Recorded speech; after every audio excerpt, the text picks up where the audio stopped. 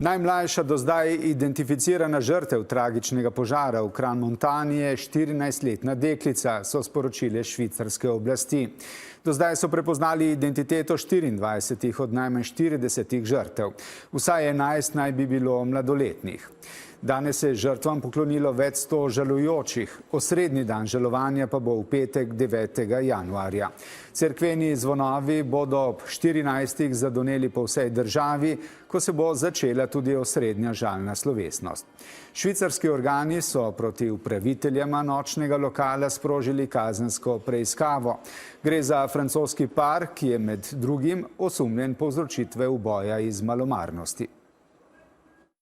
It's incredibly emotional to see the place and realize how strong the power of these flames must have been, even on the top floor where I could enter. We tried to help as much as we could. We tried to open the windows. We tried to beat to hit the windows to open it and try to help people, and it was just horrible.